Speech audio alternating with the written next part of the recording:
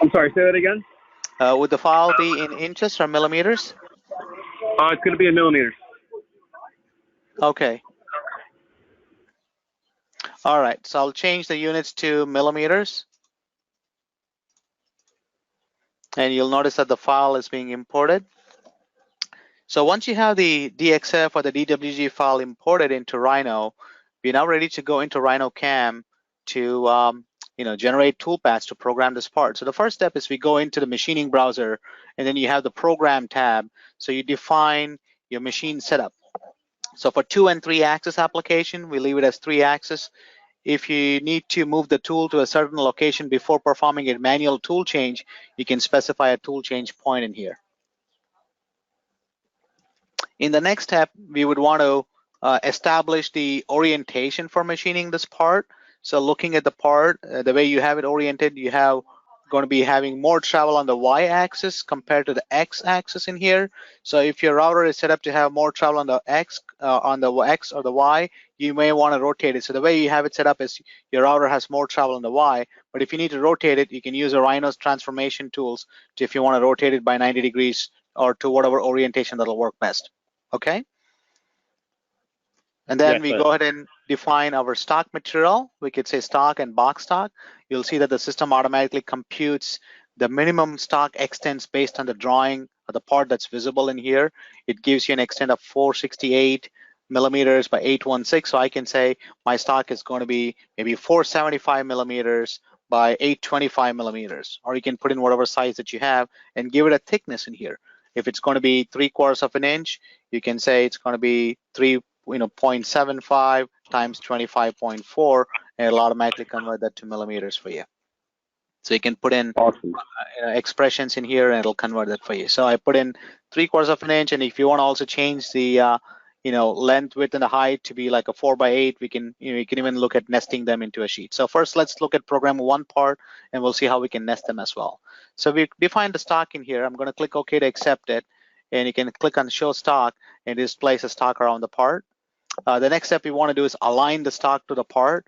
So you can see that the stock and the part are not aligned, which means it's not leaving uniform material on all the sides. So we can do align stock, and I'm going to put it to the top. So the top of the drawing is flushed with the top of the stock, as you see right here. And then you can have it centered in X and Y, so it leaves uniform material on all the sides. Okay? Great. And then we want to establish the origin. So we can do align, set world coordinates, pick the location of your XYZ0. I could say set to stock. And this is the northwest corner, which is the upper left corner. If you want to do southwest, you can pick southwest in here. And you can choose the location of the origin, whether you want to put it to the highest Z, which is the top face of the stock, or if you want to put it to the top of your table, which would be, or the top of your spoil board, it would be the lowest Z. So you have a preference on where you want to put your Z0 and also your X and Y0 to any corner. You can even pick a point. You can snap to a point in here to pick the origin. So I'll pick highest Z and southwest. That's typically the case. It's commonly done. And then it automatically shifts the part and the stock to the origin in Rhino. Now you can see the units you're working is in millimeters. So all the tools that we have defined, they're all in millimeters right in here. So we are now ready to select our material in here. I'm just going to pick the material to be wood for this example. You can change it to plastic. You can use different materials. You can also customize this list to add more material types. We can apply a texture as well. So when you run a simulation, it applies the texture of the wood during the simulation. Okay, so now I see there's two shapes in here, an exterior and an interior shape. What would you like to cut? You just want to follow the contour on the inside of this and the outside of this? Actually, it's like a trim ring. So the full shape that you see is the actual part. Okay. So I want to cut the outside and the inside. So you want to cut between the outside and the inside? Yeah, I want to have the interior of the yellow lines be my leftover part. So inside of this needs to be leftover. That would need to be cut out. Okay. Everything inside this needs to be cut out? Yep. Yes. Okay. And then everything outside the other line needs to be cut out as well. Okay. Perfect. So we could do it as a profile cut, so it's not going to turn everything inside this into chips. So basically, it'll just like a cookie cutting, it's going to fall apart. So if you have a Yes. vacuum table, that piece, you can even put like bridges and tabs or like hold downs to have it stay intact. So what we're going to do is a operation called profiling. So if you go to the menu that says 2-axis, you'll find several different operation types. So our standard configuration offers right from roughing all the way to knife cutting with the standard configuration. The remachining is only offered in the Pro. So we'll start with a profile cut. So profile is it follows the curve either to the left side or right side, or it could be inside or outside. So I'm going to choose select curve edge regions in here.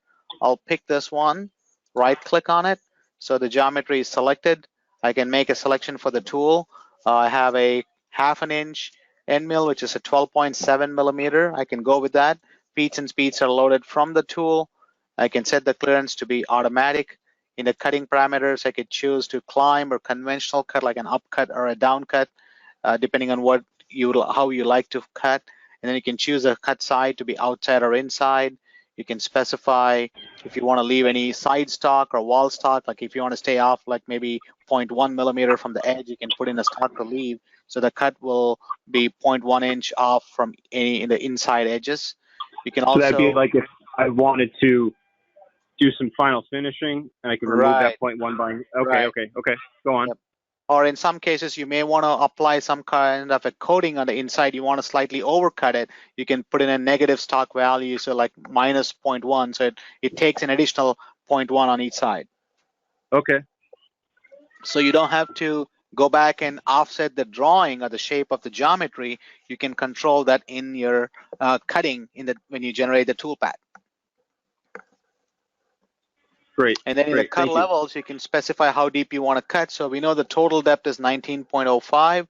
And then if you want to add like maybe a small amount to go all the way through into your spoil board, you can change this to like maybe say 19.1, for example. You can control the depth. And then you can break it up into multiple passes, rough and finish, and you can break the rough into multiple levels. You could say you only want to take out maybe 5 millimeters per cut if the material is hard. If it's soft, you can probably take it in like 2 steps or even just 1 pass, right? You can break it up, so you have the control in here to break it up here. I could say I want to just take it out in 2 levels. Is that slider is selecting nine? Like it's going to take off whatever. Where are you right now? So it's going to take off 9.5 millimeters each pass, or is that going to be like 9.5 passes? Well, it'll be 9.55, no greater than 9.5 millimeters per pass. It'll be equal to or less than 9.55 millimeter per pass. Awesome. Okay, and then you can control your entry and exit, how you want the cutter to enter and leave the material, like ramping in. You can lead in, lead out. You can control that. I could say I want to ramp in, give it a height in here, ramp height. I can say, and then the angle. I can give it an angle here. The same thing can also be done for retract. I could just say retract, apply the entry and exit. You can fit true arcs into your toolpath. So as you follow along the radiuses, it's not breaking up into a bunch of tiny little linear segments. If you need to do bridges and tabs, you can do bridges and tabs in here, and then pick generate. So that creates your toolpath. You can see we are ramping in gradually, and it's doing it in 2 levels, 2 passes. Yes. The toolpath, the turquoise colored motions are your linear cutting, dark blue are true arcs being generated in here.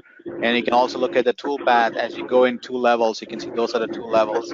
The first pass is going down 9.55 millimeters. The next pass is going down an additional 9.5 millimeters to take it to 19.1 in total.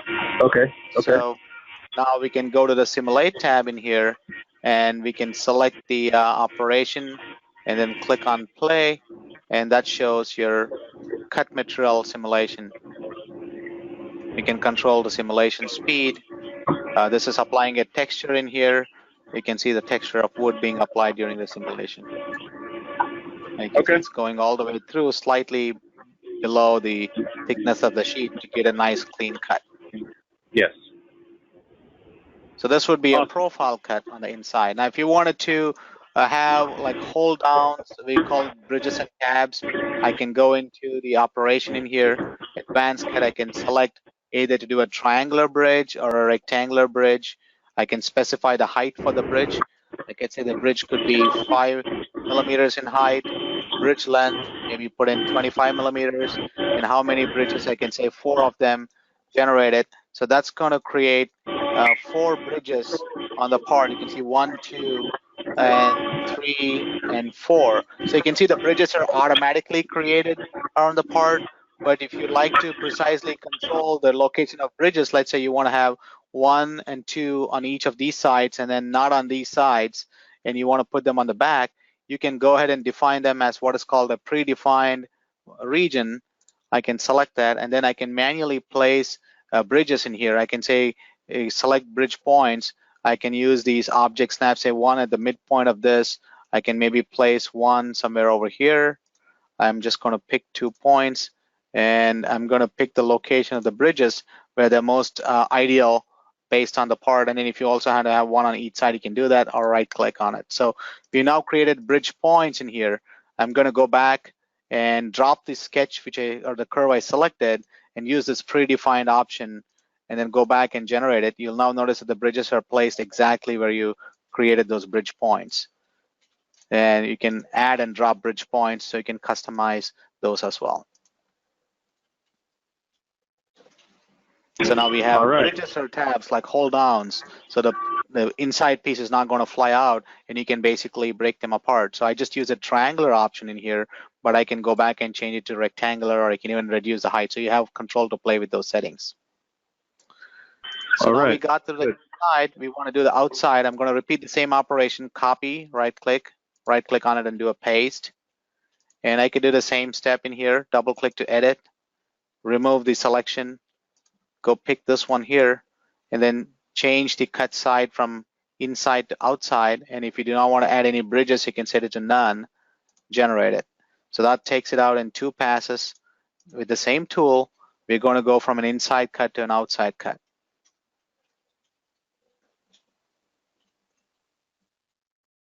Wow, okay.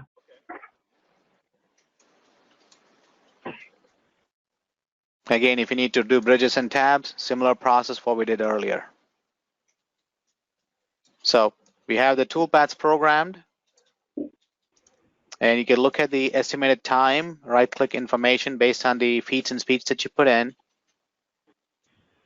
And then finally, you want to do a post, so we can pick the post processor in here, and you have a machine that says easy cut. I'll pick the easy cut right here. You can set the extension as .nc, and then right click and do a post. And that creates your G-code output right in here.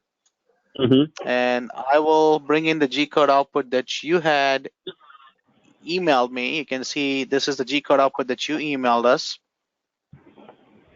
right in here. So there's a slight difference, and we can edit the post processor to match this output in here. So we can go back and select the post. I can do an edit, and I can go into the post configuration file, and I can change some of the parameters in here. So you want to output, and it says G21, which is millimeters. So I can switch the post to millimeter units. And at the start of the program, you would like to output something like a G90, G94. We can insert that. So we have variables in the post that can be used for inserting. So G90 is the mode, and then I can put in a G94, and then I can put in the G28, G91, Z0, and then I can go back and put in the mode again. It's switching back to G90, which is an absolute mode programming. So we can easily customize the post. You can see the first 3 lines, I already customized it in here. And then at the end of the program, I can go back and change the same in here as well. I can put in the G28, so that's the program end, G91, Z0, and then we can go back and put in the mode, which is the G90 in here. So that's how we customize the post, and we can make this post available to you, and that's not a problem at all. So I'm just showing you how easily we can edit the post. And then I can put in a G90 again here, which is the mode, and then we can end the program. And then we can also customize the other information in the post processor as needed. And then you have a M30, which is marks the end of the program. So that's the program header and the footer. We call it the startup block and the end block. In the tool change, looks like we have a line that says M9. M9 is turning off all your coolants. We call out the tool number, and then we can call out the spindle block in here right at the start of the tool change. I can go ahead and copy the spindle block right in here that we had on one of these lines. I can move it up on the list.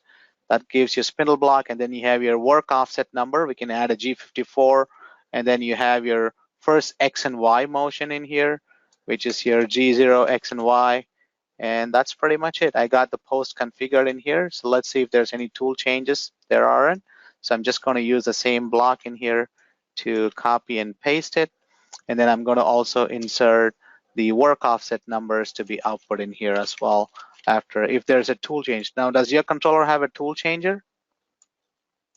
Well, everything I'd have to do manually if I wanted to change the tool. Okay, so you will have to do a manual tool change, and the controller, typically most machines will do a pause or a stop when you have to do a tool change. So I'm going to change this here. I'll call this easy cut. Is it EZ or EASY? EASY. Okay. I'm going to call it revision 1, and I can say the post is in millimeter units. So that's how I can customize the post. And as you noticed here, I've already set up the post to be output the way I want it here. So now the post is set up, and now I'm going to go back and repost it, and you will see that there's a new post we added down the list here. When I post it out, you can see that the output what we've generated now is very similar to what you have right there, except we need to add the tool list. We can add that in there. We can also add the work 0 information, but everything else you can see the lines are very similar in here, if you noticed it. And then we just need to add a % sign to mark the beginning of the program and a % sign to mark the end of it. So the post processor generator is easy to work with, customizable, and easy to use. So I can add a start and a stop character in here. So Yeah, we help all you of with this the is post very editing. Yeah, So like just to let editing you, the code that you are, nobody near knows how to do that. I don't know how to do that. What the yeah. heck? So we will help you. That's part of support. Okay. Yeah. So you get all of these post, a working post. When you basically get the product, you get a working post to go with it. And we'll add the G54 is like a work 0. So I'm going to just basically add a work 0 in here and call it a 54. So now when I go back and repost it in here, you will notice that the posted code is very similar to what you had right there. Okay. Okay. So now this is Yeah. ready to be sent out to your CNC machine and have it cut. So that would be a typical workflow. And then once you hit save in Rhino, all of these operations are automatically saved to the 3DM file, including the machining operations. Okay. Okay. Now let's look at how we want to do multiple parts in here, right? If you want to cut a bunch of these parts into a sheet, and we can also talk about some automation and knowledge bases. So typically on most parts, you'd have an inside cut and an outside cut. Is that correct? Yes. Okay, so what I'm going to do here is I'll just, apply colors, different colors for the shape so we can help in automation. So I'm going to pick the inside and I'm going to change the color to be, I'll probably pick blue. And then for the outside, I'll just pick red. Okay. You see, I changed the color properties of that in Rhino. Now, I'm going to go ahead and nest these into a sheet. So let's go to the nest module. And I'm going to I can define a sheet, I can draw a sheet in here. So typically what I would like to do is if I'm going to be just drawing a sheet, I would like to stage the parts to be nested outside of the sheet, in here. So I'll just stage it outside. And let's say we want to define a sheet that's going to be 4 by 8, right? So let me do the math in here. 4 by 8 is 4 foot is 48 times 25.4. So that'll be, let's say 1219 times 2. That'll be 38.4. So I'm going to define a sheet in here. I can say define the sheet, and I'm going to specify the length and the width in here. So I will define it as length. I could say 1219, and then the height, I'm going to say 2438, and then the thickness will be, for now, I'll just put in a 0 and then say add a sheet. So we have a 4x8 sheet defined in here. Okay. Yeah. And then the Great. parts to nest, I'm going to click on select parts. I'll pick these two shapes, right click to accept it, and I can specify how many of these I would like to put in. So if you just want to see how much you can fit into a sheet, just put in a large number. I can say, for example, 30. And you can choose whether you can allow the parts to be mirrored. You can mirror them. You can also go to the choose nesting parameters. You can say the minimum distance between each part. So if you're going to be using a 1/2 inch bit to cut it, you may want to give enough room. So maybe I can say 13 millimeters from the edge of the sheet to the part. I could say just leave 2 millimeters. That's good enough.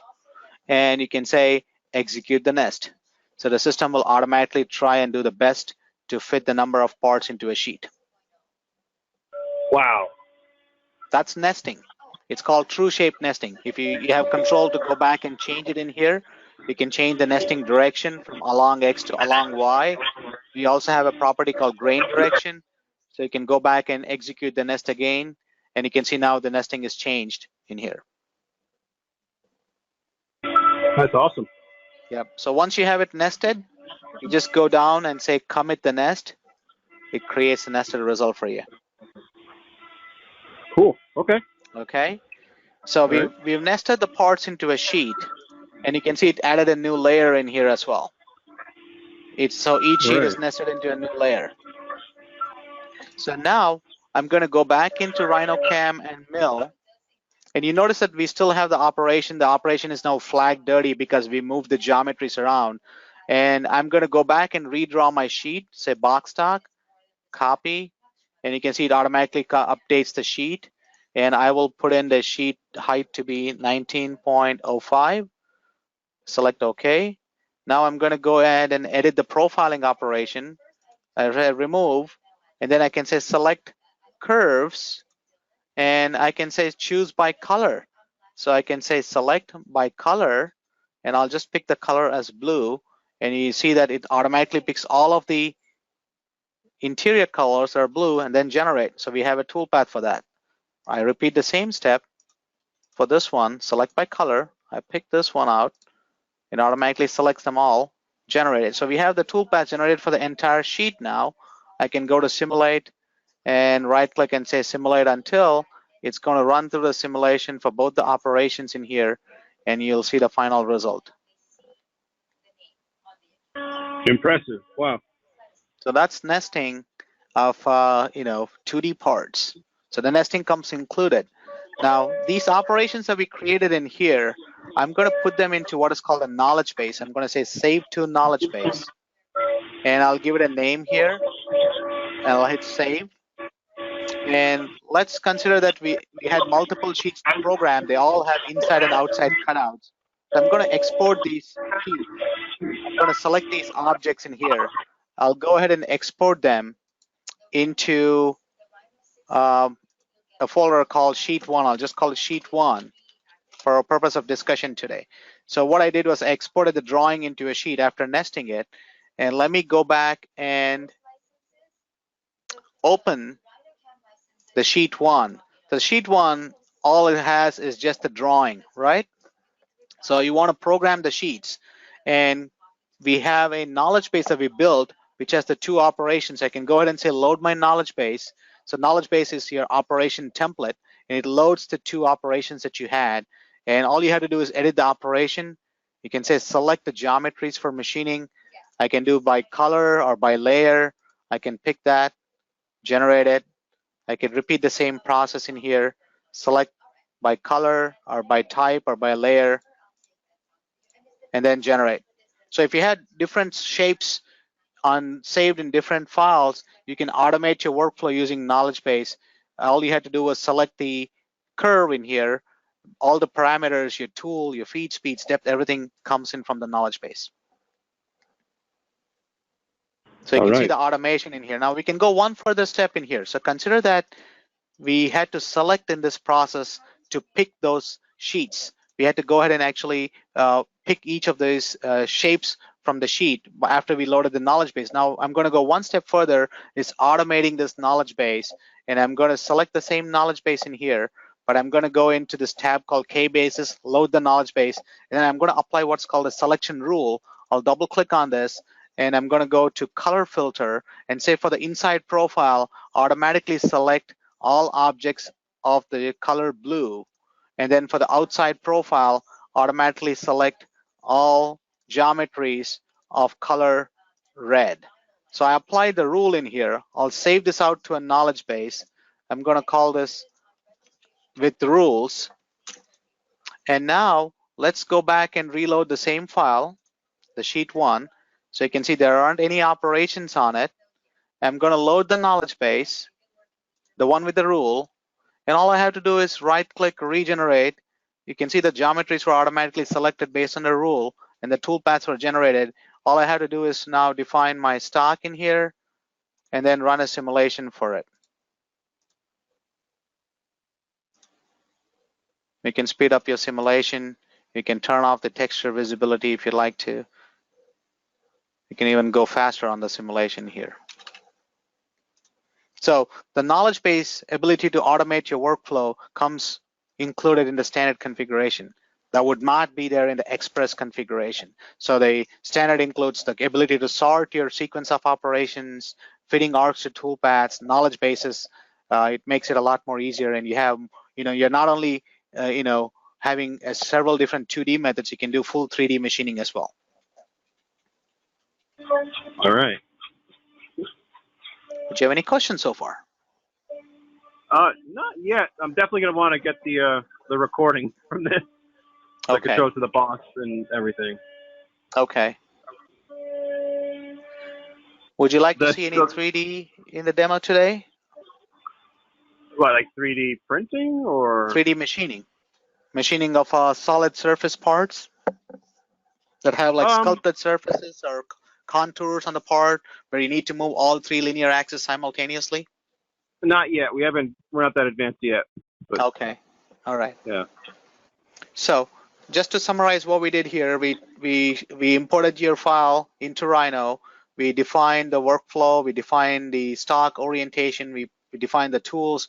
We selected the shapes, and we programmed toolpaths. And then we talked about how we can, apply bridges and tabs. Also be able to pick specific bridge points in there.